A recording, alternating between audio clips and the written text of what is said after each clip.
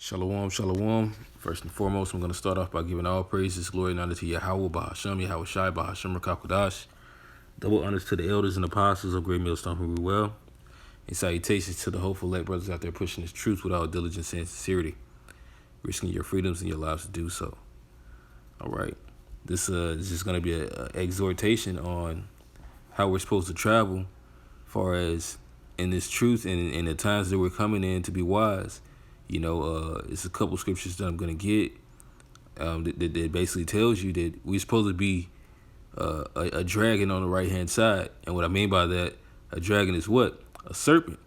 Meaning we're supposed to not reveal all our cards to this world, far as, what we believe in, except for when we're out there on the highways and the byways and doing lessons, so we don't have to be cussing every so-called white person out that may be an Edomite or may not be an Edomite on your job, or in your day-to-day life if you're traveling to stores or you at a bar or whatever. We're basically Clark Kent mode. All right, but this is Proverbs chapter 1, verse I'm gonna start at 1. It says, the Proverbs of Solomon, the son of David, king of Israel, to know wisdom and instruction, to perceive the words of understanding. All right, so this is understanding that's been given to you. All right, receive the instruction of wisdom, justice. So these are the things we stand for. We walk. This is your conduct in your day-to-day life, man. This is how your conversation is supposed to be. Far as you're supposed to come off as a meek, humble person to these people. All right, they don't know that you're a son of the Most High, but in your acts, you act as if you are, man. All right, without you saying it. All right, just like with Yahweh Shai. What do he say? Suppose who do they say the Son of Man is? And some said he was this, some said he was that. Why did they say those things? Because he the way he moved like a king. All right, he moves like a prophet. All right, so if we're prudent and if we understand the outcome of a situation, we're not to get ourselves into certain situations in which your mouth can get you into those. It says to receive the instruction of wisdom, justice, and judgment and equity. So your life is supposed to be balanced. It's supposed to be just. To give subtlety, it says subtlety. What is subtlety? To not be open out there with your business, man. All right, to the simple.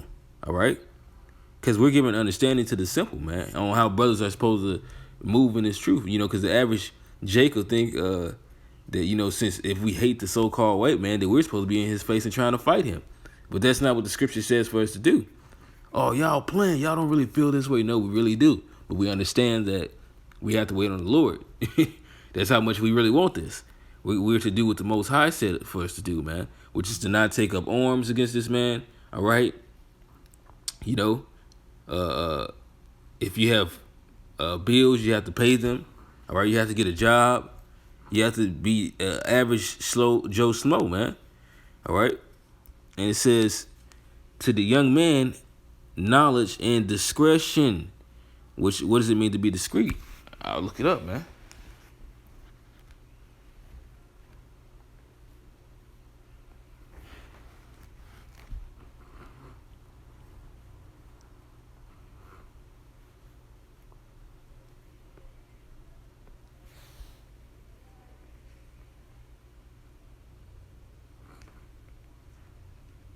Strong's H 4209. Mezimah. Okay, so it says Mazamah, or I think it says from the root word Zamam, Mazamah, Zamam. All right. Purpose, device, a plot, devices. It says evil right here because usually a subtle person, this not being all out there and direct, that like he's evil, but being subtle doesn't mean to be evil all the time. But the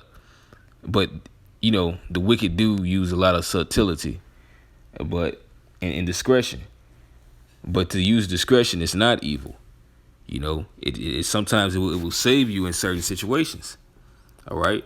You know, especially while we're out here in this devil's land, man. All right. As a matter of fact, we can get a couple scriptures.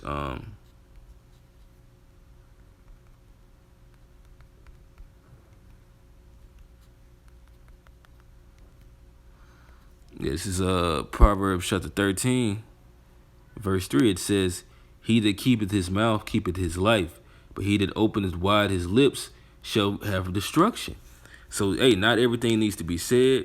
All right. It says in the scripture, I'm going to get it real quick. You know, be as one that knoweth and yet holdeth his tongue. It's a time and a place when things are to come out, man. You know, and it's sometimes where you could be out and the Lord does want you to reveal something to somebody. They might need to hear the truth. But for the most part, like in your day-to-day life, you're just your government name, man.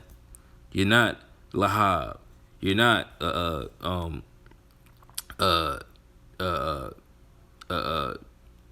Yeremia, you know, or not the Zakia, all right?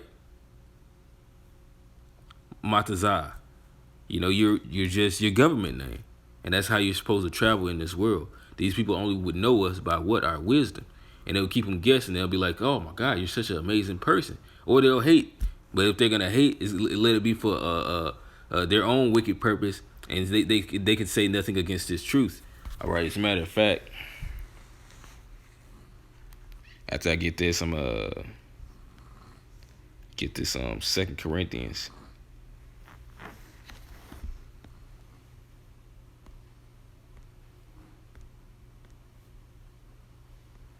This is Sirach 32 and 8.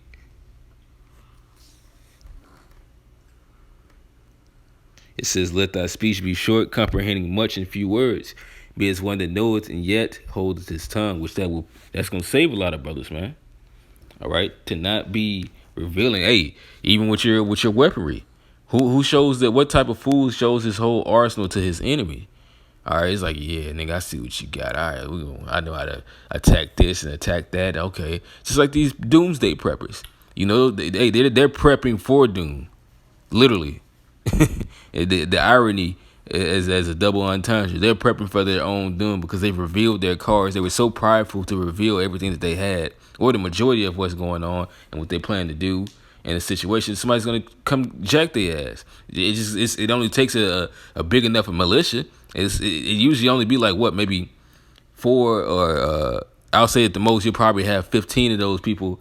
If they do have a community, it's still not enough, because all it would take is maybe a couple military guys to come through there and they need food and they got the guns and they'll been and ransacked their ass, man, and took their guns and bullets. All right. But this is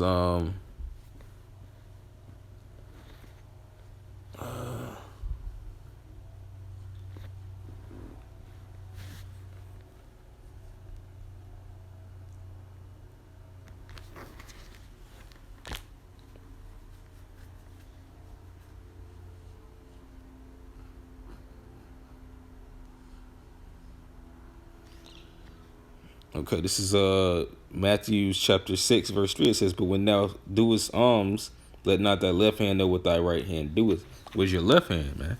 The left hand is this world, man.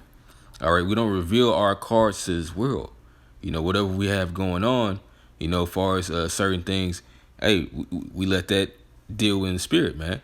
You know, when we should reveal this and when we should reveal that. You know, it says, "A fool uttereth all his mind." A fool's heart is in his mouth, but a wise man's mouth is in his heart. All right? So you got to really order your words and write in your deeds, man. You know, we don't go to the job and you got a female boss. "Oh, you fucking black bitches about to..." No, man. Then you lose your job. Now you can't help brothers. You can't help yourself. You can't help your family. All right? Now you standing with your hand out. All because you didn't know when to keep shut, man. All right? Because, I deal with a nigga woman boss. And, you know, I deal with her the way she says something. I make her feel like shit. Like, yep, I'm already on it. And she just, you know, damn, I can't get this nigga. You know? But that's how we got to be in this world. You know, we shut these people's mouths with order, something they're not ready for, because they're ready for you to react in this crazy ass way and be this nigga. You know, they want that. That's the reason why they do the shit that they do. They want to get to you. But we're not of them that are of that spirit, man. You know, we follow the fruits of the spirit, you know, which is to be in meekness, man, and holiness, all right, patience. And not to mention, once again, we're representing the Most High in our day-to-day life. You know, you can't forget who you represent.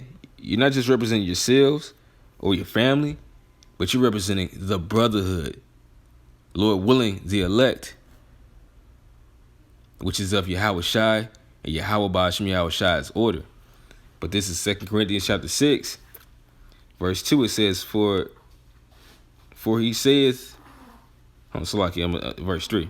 2 Corinthians 6 and 3, it says, giving no offense in anything, that the ministry be not blamed. You know, because the way that you react, oh, that's what y'all about? That's the type of shit y'all be on? No, thank you. You know, you get somebody the ability to try to scoff this truth unrighteously, man. All right? You know, because, we snap on the highways and the byways, and sometimes we have to physically defend ourselves, man. All right? But it's a time and a place when you're not on the line. And when you are on the line, once again, deal in the spirit. Sometimes we got to, we might actually have to put hands on somebody, and sometimes, we don't. All right, because sometimes it be agents that come up to our camps and try to get us to provoke us, man. You know, and the spirit makes an intercession in those things, man. You know, because this is teaching us what? Wisdom and understanding in all things, man. All right, but I'll go from there to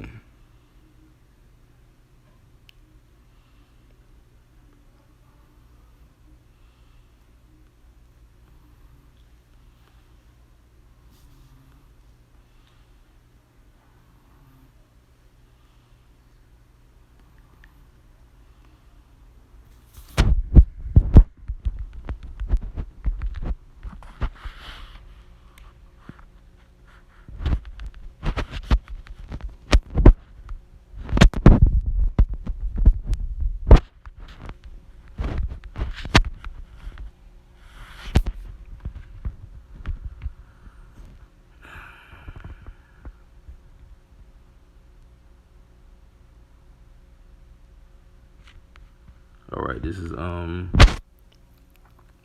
Genesis chapter 34, verse 25. And it came to pass on the third day when they were sore. Slacky, hold on. Actually, I'm going to start up. Genesis 34.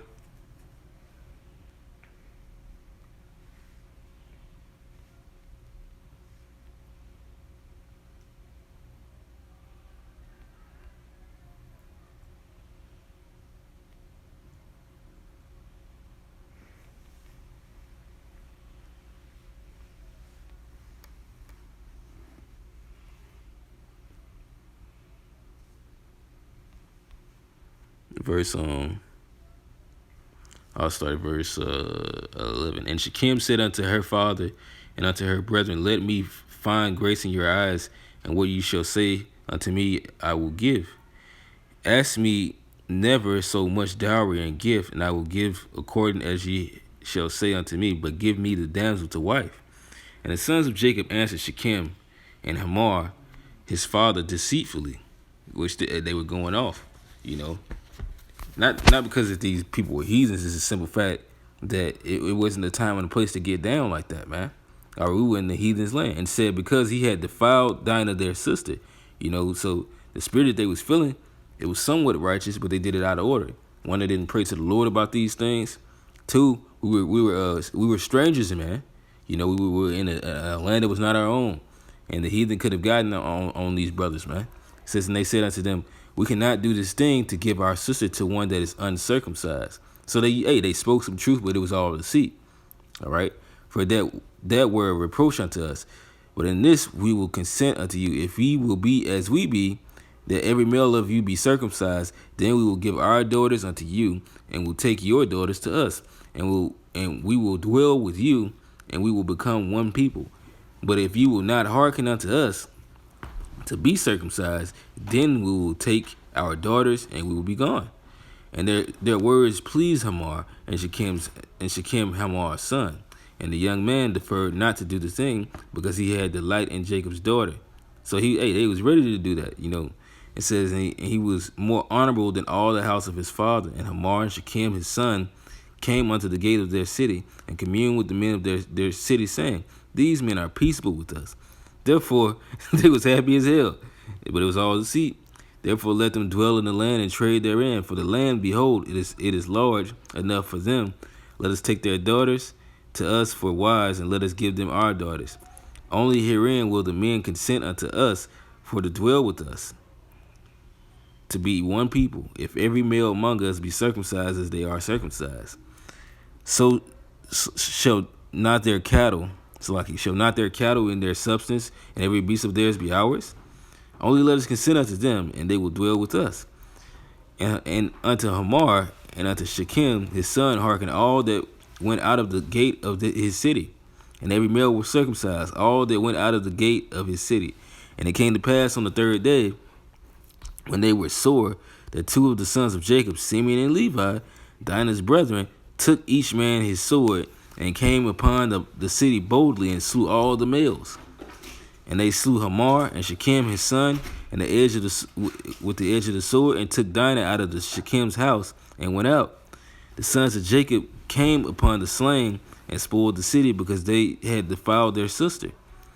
They took their sheep, and their oxen, and their asses, and that which was in the city, and that which was in the field, and all their wealth, and all their little ones, and their wives took they captive, and spoiled even all that was in the house. You know, which they would have been righteous had they went to the Lord, and the Lord said it was okay, but they were going off.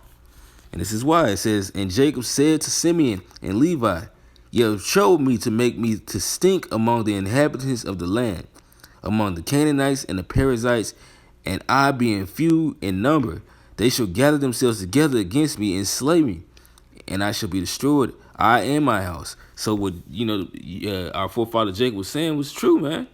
All right? They was going off according to this, man, because they didn't use wisdom. They used impulse, all right? They didn't use the spirit when they were going about these things, man. It says, and they said, should he deal with our sister as with an harlot? So like I said, hey, man, now them damn heathens, hey, they was going off according to that, man. You know, that was a one of the first Israelite sisters, you know, but nevertheless, we still have to follow the spirit on these things, man, because that'll cost you your life. All right. That's pretty much it on that one.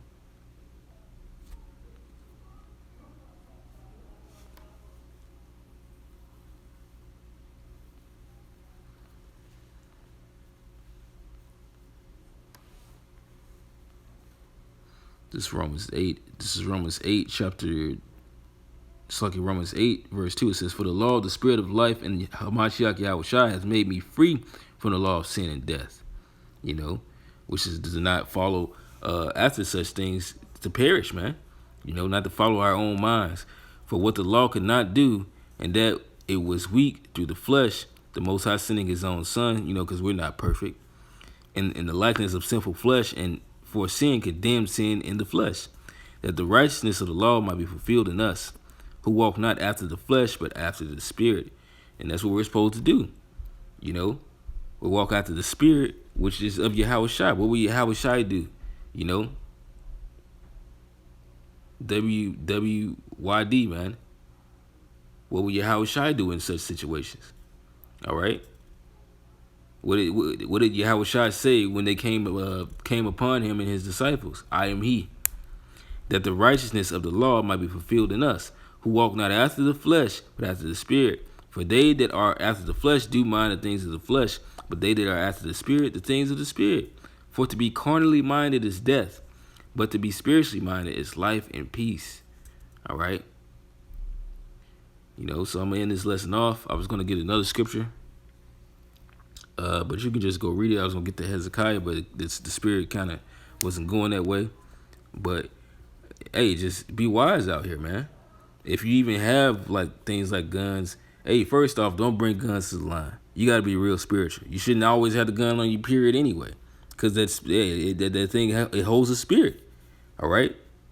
It'll make you more like the man who has the gift of the sword, which is to be death. All right? In all your ways, acknowledge the spirit, man. And the spirit is going to guide us and uplift us.